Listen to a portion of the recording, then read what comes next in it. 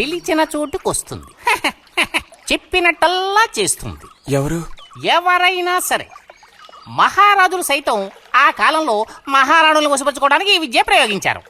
ఏం విద్య? వశీకరణం. వశీకరణమా? భస్మం. ఏ భస్మం? మంత్ర భస్మం. వశం చేసుకోవాలని ప్రయత్నించే అమ్మాయిని ఆ భస్మం నుదుట పెట్టుకుని ఒక్క చూపు చూస్తే చాలు. ఆ అమ్మాయి కూడా అదే విధంగా నిన్ను చూసిందనుకో, కాయ పడ్డైనట్టే. కాకపోతే దానికి ఒక పద్ధతి ఉంది. శుభ్రంగా స్నానం చేసి ఆ భస్మాన్ని నుదుట పెట్టుకోవాలి. తను నిన్ను చూసేంత వరకు నోరు తెరిచి ఒక్క మాట కూడా మాట్లాడకూడదు. రాత్రి వెళ్ళి పిలిస్తే నిద్రపోతున్న మంచం నుంచి కూడా లేచి వచ్చి తోక ఆడించుకుంటూ నించుంటుంది. ఇది ఎక్కడ దొరుకుతుందంటావు? ఏది? నువ్వు చెప్పిన భస్మం సృష్టించాలి. ఎలా?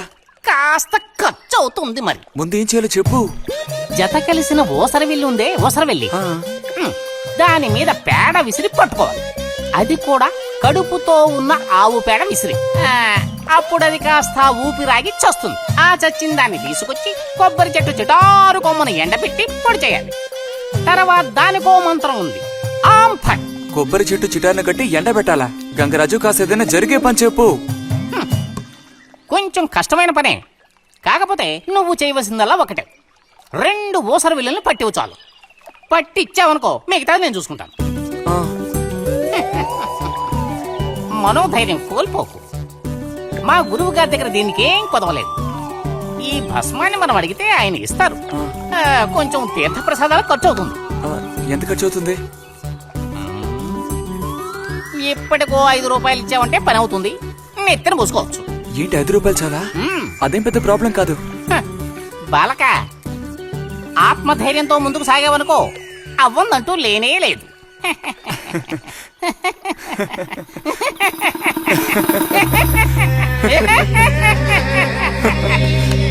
ఓం ఫట్ స్వాహ.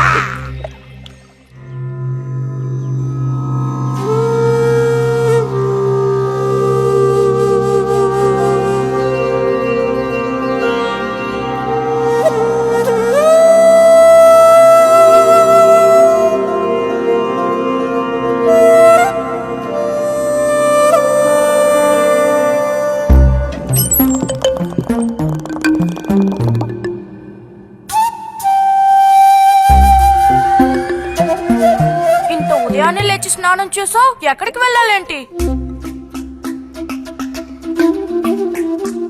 ఏంటి స్పెషల్ గా విభూతి పెట్టావు? ఏంటి విశేషం? నువ్వు పోరా.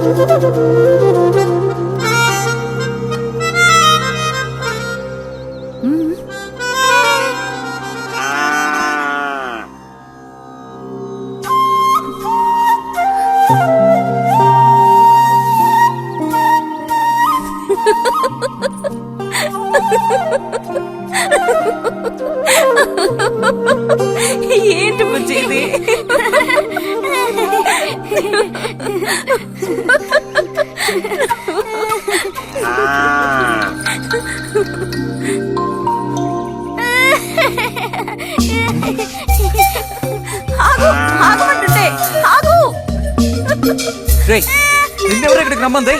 నిన్ను నీకు ఇప్పుడే అమ్మాయి కావాల్సి వచ్చిందా? చెప్పు.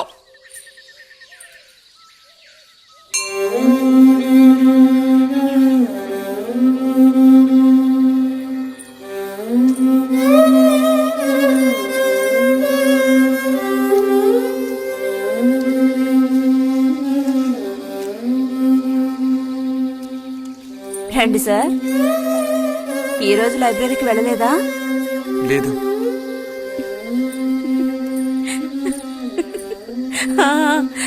ఆ రోజేంటి పెద్ద విభూతి పెట్టుకుని తపస్సు చేస్తూ కూర్చున్నావు?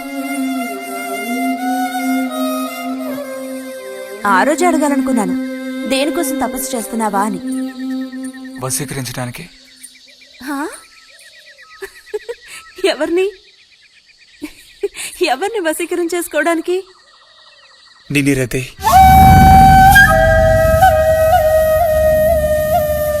బుజ్జి ఏమిటి అనేది? అవును, నిన్నే. ఏంటి బుజ్జి ఇది? ఎంత చనువు ఉంటే మాత్రం ఇలా మితి మీరు ప్రవర్తిస్తావా? ఇంకాపు ఇలాంటి పిచ్చి పిచ్చి ఆటలు నాతో ఆడుకో చెప్తున్నాను. ఛే!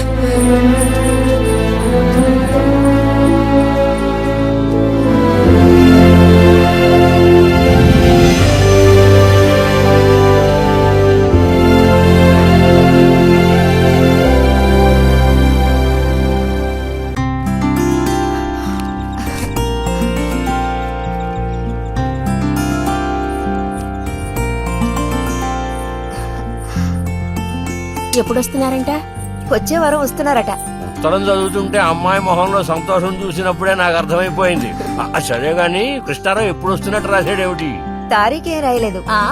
ఇక్కడ వదినకి స్కూల్లో లీవ్లు ఇచ్చిన తర్వాత అక్కడ అన్ని ఊళ్ళో ఒక్కడు ఉండగలడా ఏంటి? ఓ మిలిటరీ వాడిని చేసుకుంటే ఆ బాధ ఏమిటో అప్పుడు నీకు తెలుస్తుంది. ఇగో నన్ను అడిగితే మాత్రం మిలిటరీ వాళ్ళు పెళ్లి చేసుకోకూడదు. పాపం వాళ్ళు కాపరం చేసేది 2 నెలలే, మిగతా 10 నెలలు ఆ తీపి జ్ఞాపకాలతో గడపాల్సిందే. అందుకే పాప ఆయన పెళ్లి చేసుకోకుండానే ఉండిపోయినట్టున్నారు. మా బాగా చెప్పావు. నీకో సంగతి తెలుసా? పూర్వం నేను బర్మాలో ఉండేటప్పుడు నా వయసు ఎంత ఉంటుందనుకున్నావు? 26, 27 లోపలే ఉంటాయి. అప్పుడు సాయంకాలాలు ఓ చక్కటి ప్యాంటు టీషర్టు వేసుకుని ఈవినింగ్ వాక్ వెళ్లేవాడిని. అప్పుడు చూడండి నాకు గ్లామరు. నీలా ఉండేవాడిని కాదు, బక్క వెధవాని. ఎంతమంది పెళ్లి చేసుకుంటామని వెంటబడేవారో తెలుసా? ఎక్కడా బర్మాలో. పాప అక్కడ రాజకుమారి కూడా వచ్చి లైన్ లో నుంచినట్టు. ఏంటి? ఇక చాలు నీ గోళాపమావయ్యా, అబద్ధాల పుట్ట. ఎవరో నీ కోసం వెతుకుంటూ వచ్చారు, వెళ్ళి చూడు. ముక్క ముందు చెప్పాలి కదా, నువ్వు చెప్పకపోతే నాకు ఎలా తెలుస్తుంది? అప్పుడు సరితో వచ్చారో ఏమిటో, పోయిన వారమే రాసి పంపేస్తానన్నాను. ఆలస్యం అయిపోయింది కర్మ. ఈసారికి నిన్ను క్షమించి వదిలేస్తున్నా.